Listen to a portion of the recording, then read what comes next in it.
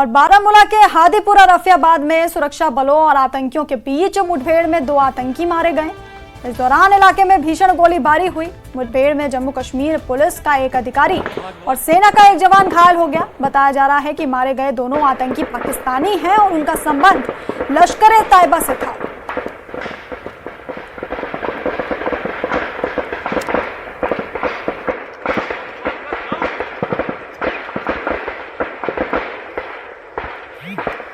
उन्नीस जून 2024 को हमें जम्मू एंड कश्मीर पुलिस से एक स्पेसिफिक इंफॉर्मेशन मिली कि रफियाबाद इलाके के हादीपुर गांव में एक घर में टेररिस्ट दिखाई दिए गए हैं।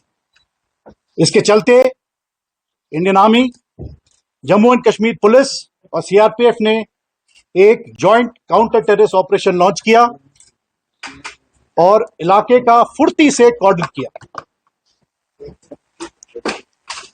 हमने अपने प्रोसीजर के मुताबिक सभी आसपास के घरों में पहले जो सिविलियंस थे उनको सेफली इवैक्यूएट किया और उन घरों को सिक्योर किया। उसके बाद टारगेट हाउस पे हमने अपना कॉर्डन टाइट किया और इस दौरान सिक्योरिटी फोर्सेस पे टेररिस्ट का फायर आया। जवाबी कार्रवाई में दोनों टेररिस्ट मार गिराए गए। ये दोनों टेररिस्ट पाकिस्तान से हैं और लश्कर-ए-तैयबा ग्रुप से वास्ता रखते हैं। इनका नाम उस्मान और उमर है और उस्मान कश्मीर घाटी में साल 2020 से एक्टिव है।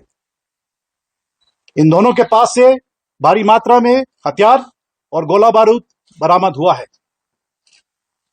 इन दोनों टेररिस्ट का मारा जाना सिक्योरिटी फोर्सेस के लिए एक बहुत बड़ी सफलता है और जैसा कि आपको मालूम है, पिछले कुछ महीनों से सिक्योरिटी फोर्सेस ने मिलकर एक हाई ऑपरेशनल मोमेंटम बना रखा है, जिसके फलस्वरूप हमें कई सफलताएं मिली हैं।